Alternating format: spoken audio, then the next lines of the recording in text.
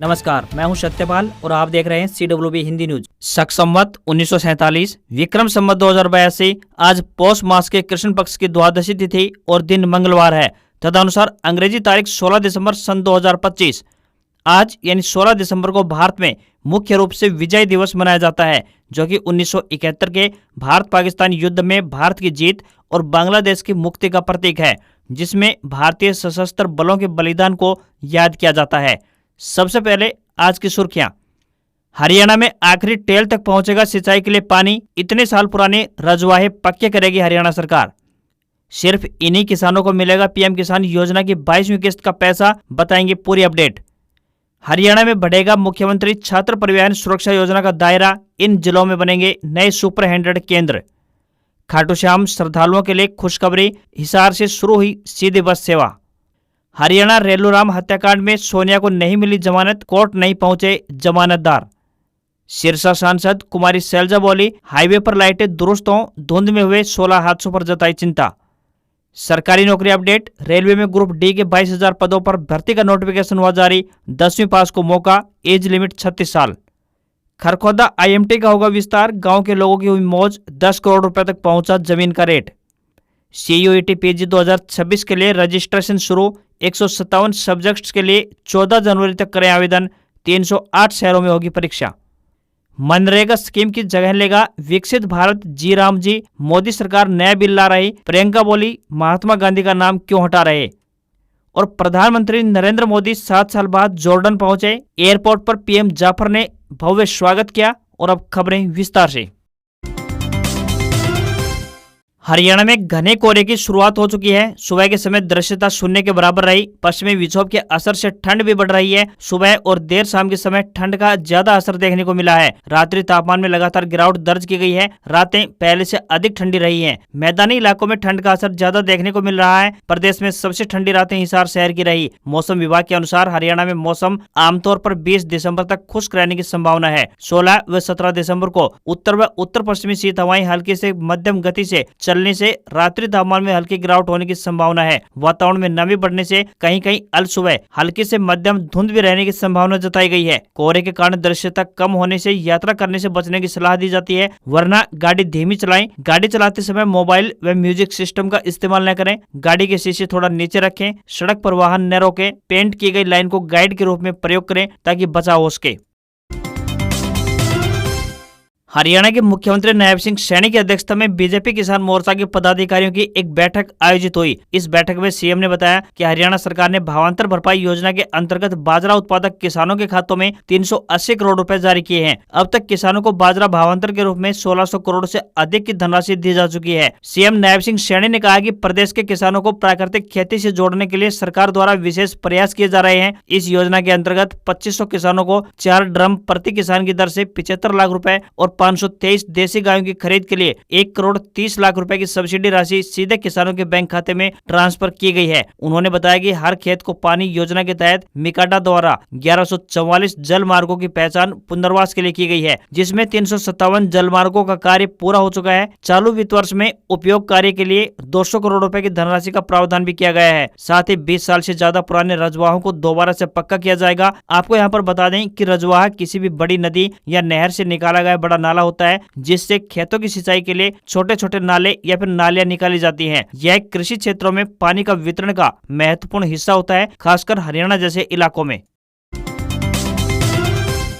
हरियाणा सरकार ने सरकारी स्कूल के विद्यार्थियों के लिए मुख्यमंत्री छात्र परिवहन सुरक्षा योजना का दायरा बढ़ाने का निर्णय लिया है। पहले यह योजना 22 जिलों के 22 ब्लॉकों में शुरू की गई थी। अब जहां से भी जरूरत होगी वहीं इस योजना का लाभ दिया जाएगा। सरकार विद्यार्थियों के वाहन के आने जाने का खर्च स्वयं उठाएगी। गुरुग्राम के नौरंगपुर और पानीपत में एक नया सुपर 100 केंद्र स्थापित होगा, जिसकी प्रक्रिया तुरंत शुरू होगी। विभाग की ओर से 7 से 8 गाँव का क्लस्टर बनाकर किसी एक गाँव में विद्यार्थियों के लिए मोबाइल डिजिटल लाइब्रेरी बनेगी, जिसकी शुरुआत पंचकुला के मोरनी से होगी। सभी बैचों द्वारा इसरो का भ्रमण करने के बाद सीएम से संवाद होगा। इनमें ITI एवं पॉलिटेक्निक के वे विद्यार्थी भी शामिल होंगे जिन्होंने ऐसे ही एक्सपोजर विजिट की है। सरकारी स्कूलों में कैरियर काउंसलिंग की सुविधा भी उपलब्ध करवाई जाएगी। जल्द ही ऑनलाइन कैरियर काउंसलिंग मॉड्यूल शुरू होगा। साप्ताहिक कैरियर जागरूकता सत्र सुबह प्रार्थना सभा में विद्यालय प्रमुखों द्वारा होंगे। पुस्तक सूचना आधारित कैरियर मॉड्यूल तैयार कर स्कूलों से साझा किया जाएगा ताकि बच्चों को भविष्य में कैरियर ऑप्शन में आसानी हो सके।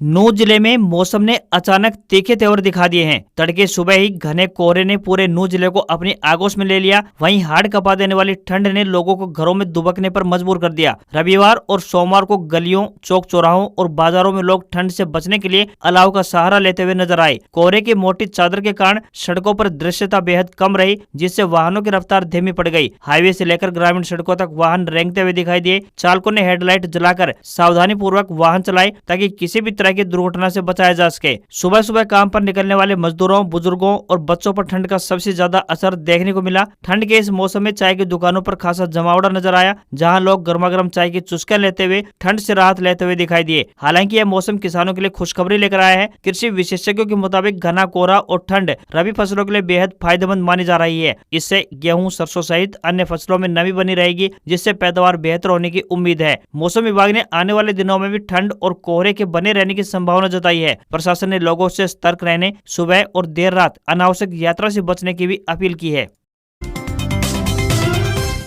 हरियाणा के महेंद्रगढ़ में अतिक्रमण हटाओ अभियान के तहत दुकानदारों ने खुद ही अतिक्रमण हटा लिया। प्रशासन द्वारा इसके लिए दुकानदारों को 10 दिन का अल्टीमेटम दिया गया था, मगर दुकानदारों ने पहले ही अपनी दुकानों के आगे से अतिक्रमण हटा दिया। शहर के बाजारों में दुकानदारों और व्यापारियों द्वारा किए गए अतिक्रमण के कारण यातायात और सफाई व्यवस्था प्रभावित हो रही थी। इसी समस्या के समाधान के लिए SDM कनिका गोयल और नगर पालिका प्रशासन ने अतिक्रमण हटाओ अभियान शुरू किया। अभियान से पहले व्यापारियों और दुकानदारों को अतिक्रमण हटाने के लिए नोटिस जारी किए गए थे और मुनादी भी करवाई गई थी, जिसके लिए उन्हें 10 दिन का समय दिया गया था। प्रशासन की हिदायतों का पालन करते हुए अधिकांश दुकानदारों और व्यापारियों ने सोमवार शाम तक ही अपना अतिक्रमण हटा लिया, जिसके परिणाम स्वरूप अतिक्रमण से भरे रहने वाले शॉपिंग कॉम्प्लेक्स के बरामदे खाली खाली नजर आए और सड़कें भी चौड़ी दिखाई देने लगी, जिससे शहर का स्वरूप भी बदला हुआ नजर आया। समय सीमा समाप्त होने के बाद नगर पालिका की टीम शहर में अतिक्रमण हटाने पहुंची। यह अभियान बालाजी चौक से शुरू होकर shopping complex, ITI road, Yadav Dharamshala और बस स्टैंड तक चला।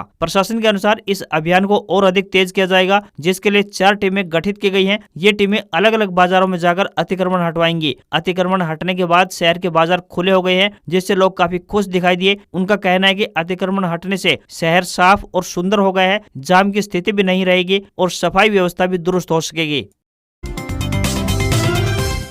रेलवे में ग्रुप डी की 22,000 वैकेंसी निकली है। रेल मंत्रालय ने लेवल 1 के पदों पर इस नई भर्ती को अप्रूव कर दिया है। इसमें assistant track machine, assistant bridge track maintainer grade 4, assistant TRD appointment समेत विभिन्न पद शामिल हैं। इस भर्ती के लिए आवेदन प्रक्रिया दिसंबर के आखिरी सप्ताह या फिर जनवरी के पहले सप्ताह से शुरू होने की संभावना है। उम्मीदवार ऑफिशियल वेबसाइट rrbapply.gov.in पर जाकर आवेदन कर सकेंगे। एजुकेशनल क्वालिफिकेशन की बात करें तो 10वीं पास या NCVT द्वारा मान्यता प्राप्त संस्थान से नेशनल अप्रेंटिसशिप सर्टिफिकेट प्राप्त किया होना चाहिए। एज लिमिट न्यूनतम 18 साल और अधिकतम 36 साल है। फीस जनरल, OBC और EWS के लिए 500 रुपए लगेगी, तो वहीं SC, ST, EBC और महिला और ट्रांसजेंडर के लिए 250 रुपए तय की गई है। सैलरी 22,500 रुपए से लेकर 25,380 रुपए प्रति माह मिलेगी।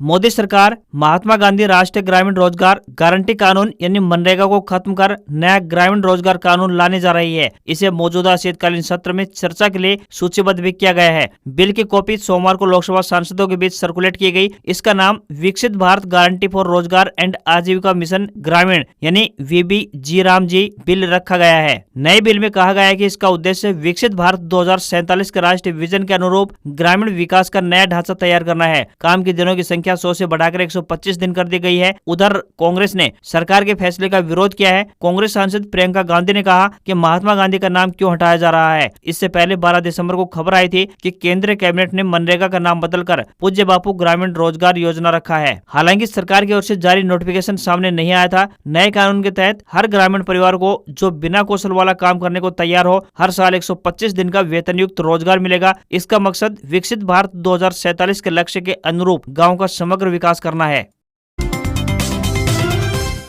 बिहार सरकार में मंत्री नितिन नबीन ने दिल्ली स्थित बीजेपी मुख्यालय में भाजपा के कार्यकारी राष्ट्रीय अध्यक्ष का पदभार संभाला। गृह मंत्री अमित शाह और निवर्तमान अध्यक्ष जेपी नड्डा ने हाथ पकड़कर उन्हें कुर्सी पर बिठाया। इससे पहले नितिन नबीन का पार्टी मुख्यालय में जोरदार स्वागत किया गया, उन पर फूल बरसाए गए। इस दौरान कार्यकर्ताओं ने जय श्री राम के नारे भी लगाए। अमित शाह और जेपी नड्डा नितिन नबीन के स्वागत के लिए बीजेपी मुख्यालय में पहले से ही मौजूद थे। भाजपा नेताओं ने उन्हें बधाई दी। नितिन नबीन सोमवार सुबह इंडिगो की फ्लाइट से 8:25 की फ्लाइट से दिल्ली जाने वाले थे, लेकिन उनकी फ्लाइट 4 घंटे लेट हो गई और वो दोपहर 1 बजे दिल्ली पहुंचे। बीजेपी के राष्ट्रीय कार्यकारी अध्यक्ष बनाने के बाद नितिन नबीन ने सोमवार को पटना के हनुमान मंदिर में पूजा अर्चना की। इसके बाद वो अपने पिता को श्रद्धांजलि देने पहुंचे थे। भाजपा ने साल 2020 में जेपी नड्डा को राष्ट्रीय अध्यक्ष बनाया था। साल 2024 में उनका कार्यकाल खत्म हुआ था, तब से वे एक्सटेंशन पर थे। नड्डा अभी केंद्र में स्वास्थ्य मंत्रालय संभाल रहे हैं। माना जा रहा है कि नितिन नबीन को ही राष्ट्रीय अध्यक्ष बनाया जाएगा। बीजेपी की ऐसे ही परंपरा रही है। हरियाणा में औद्योगिक विस्तार से जुड़ी एक अच्छी खबर सामने आई है। बता देंगे खरखोदा इंडस्ट्रियल मॉडल टाउनशिप यानी आईएमटी के दूसरे चरण की विस्तार की प्रक्रिया को शुरू कर दिया गया है। पहले चरण में इसके लिए जमीन मूल्यांकन कार्य को पूरा किया जाएगा। इसके बाद आईएमटी का विस्तार झज्जर की ओर किया जाएगा। इसके लिए किसानों की जमीन को चिन्हित किया जाएगा। बताया जा रहा है कि आईएमटी विकसित करने के लिए 5800 एकड़ जमीन पर काम शुरू होगा। जो योजना बनाई गई है उसके हिसाब से आईएमटी को विस्तार देने के लिए जमीन का चयन इस प्रकार से किया जाएगा जिससे कि केएमपी एक्सप्रेसवे को क्रॉस न करना पड़े। इसे दिल्ली जम्मू कटरा एक्सप्रेसवे से कनेक्टिविटी दी जाएगी। इसका फायदा ये मिलेगा कि भविष्य में स्थापित होने वाले औद्योगिक इकाइयों को दोनों एक्सप्रेसवे से सीधी कनेक्टिविटी का लाभ मिलेगा। इससे कच्चा माल लाना और तैयार उत्पादों को बाहर भेजना आसान हो जाएगा। इन दोनों एक्सप्रेसवे के जरिए एक तरफ दिल्ली और दूसरी तरफ पंजाब, हिमाचल प्रदेश और जम्मू कश्मीर तक सीधी पहुंच का लाभ मिलेगा। किसानों के कल्याणार्थ हेतु केंद्र की मोदी सरकार द्वारा कई कल्याणकारी योजनाएं चलाई जा रही हैं। इन्हीं में से पीएम किसान योजना है, जिसके तहत जरूरतमंद किसानों को हर साल 6,000 रुपए यानी 2,000 रुपए की 3 किस्तों के रूप में दिए जाते हैं। इस योजना के तहत अब तक 21 किस्त जारी हो चुकी है और 22वीं किस्त का किसान बेसब्री से इंतजार कर रहे हैं। पीएम किसान योजना के तहत किसानों के बैंक खातों में 21वीं किस्त का पैसा 19 नवम्बर को जारी किया गया था। इसी के आधार पर माना जा रहा है कि अगले साल फरवरी महीने में 22वीं किस्त जारी हो सकती है। पीएम किसान योजना का लाभ उठाने के लिए किसानों को अपने डॉक्यूमेंट्स अपडेट रखने होंगे, ई-केवाईसी पूरी करनी होगी, आधार कार्ड बैंक खाते से लिंक होना चाहिए, साथ ही बैंक अकाउंट की डिटेल्स सही होनी चाहिए। हरियाणा परिवहन विभाग द्वारा यात्रियों को बेहतर यातायात सुविधा उपलब्ध करवाने के उद्देश्य से निरंतर नए प्रयास किए जा रहे हैं। इसी कड़ी में हिसार बस डिपो से बाबा श्याम की नगरी खाटू श्याम के लिए एक और सीधी बस सेवा को हरी झंडी दिखाई गई है, ताकि यात्रियों का सफर आसान हो सके। हिसार और आसपास के क्षेत्र के खाटू श्याम श्रद्धालुओं को इस बस के संचालन का विशेष तौर पर फायदा पहुंचेगा। अब यात्रियों को खाटू श्याम धाम जाने के लिए प्राइवेट वाहनों या फिर राजस्थान रोडवेज का सहारा नहीं लेना पड़ेगा। अभी तक यात्रियों को खाटू श्याम जाने के लिए कई जगहों से बस बदलना पड़ता था, जिसमें समय और पैसा दोनों ही ज्यादा लगते थे, लेकिन अब सीधी बस सेवा शुरू होने पर इस परेशानी से निजात मिलेगी। इस बस में हिसार से खाटू श्याम के लिए प्रति व्यक्ति यात्री किराया लगभग 290 रुपए रखा गया है। यह बस हिसार से रवाना होकर सिवानी, सादुलपुर, चूरू, फतेहपुर और सीकर होते हुए खाटू श्याम पहुंचेगी।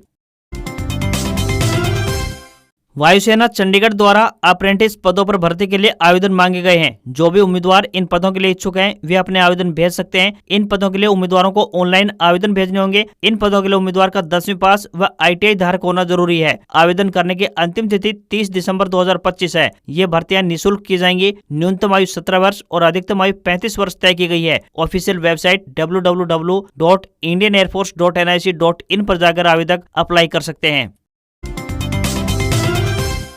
प्रधानमंत्री नरेंद्र मोदी सोमवार को 2 दिन के दौरे पर जॉर्डन पहुंच गए हैं। जॉर्डन के पीएम जाफर हसन ने एयरपोर्ट पर उनका स्वागत किया। होटल पहुंचने पर प्रवासी भारतीयों ने मोदी का स्वागत किया। पीएम ने भारतीय मूल के लोगों से मुलाकात भी की। इस दौरान कलाकारों ने मोदी के सामने कल्चरल परफॉर्मेंस भी दी। मोदी का यह दौरा किंग अब्दुल्ला के निमंत्रण पर हो रहा है। दोनों नेताओं ने द्विपक्षीय बैठक भी की है। यह यात्रा भारत और जॉर्डन के राजनयिक संबंधों के 75 साल पूरे होने पर हो रही है। वे 7 साल बाद जॉर्डन पहुंचे हैं। इससे पहले वे साल 2018 में एक ट्रांजिट विजिट के दौरान जॉर्डन में रुके थे। प्रधानमंत्री मोदी 3 देशों की यात्रा पर हैं। वे सबसे पहले जॉर्डन पहुंचे हैं। पीएम मोदी का जॉर्डन की राजधानी अम्मान में गार्ड ऑफ ऑनर से स्वागत किया गया। भारत और जॉर्डन ने 1950 में राजनयिक संबंध स्थापित किए थे, जिसके 2025 में 75 साल पूरे होने जा रहे हैं। मोदी इसी मौके पर जॉर्डन पहुंचे हैं। भारत जॉर्डन से बड़ी मात्रा में रॉक फॉस्फेट और फर्टिलाइजर का कच्चा माल खरीदता है। भारत के कुल रॉक फॉस्फेट आयात में जॉर्डन की हिस्सेदारी करीब 40% है। दूसरी तरफ जॉर्डन भारत से मशीनरी, पेट्रोलियम, अनाज, रसायन, मीट, ऑटो पार्ट्स और उद्योगों से जुड़े उत्पादों का आयात करता है। जॉर्डन मिडिल ईस्ट का इकलौता देश है जिसे नो ऑयल देश भी कहा जाता है। हालांकि इजराइल, लेबनान, यमन और बहरीन जैसे देशों में भी तेल का उत्पादन लगभग न के बराबर होता है। तेल न होने के बावजूद जॉर्डन के पास फास्फेट और पोटास अच्छी मात्रा में है। ये दोनों ही उर्वरकों में इस्तेमाल होते हैं और जॉर्डन की अर्थव्यवस्था के लिए बहुत अहम है।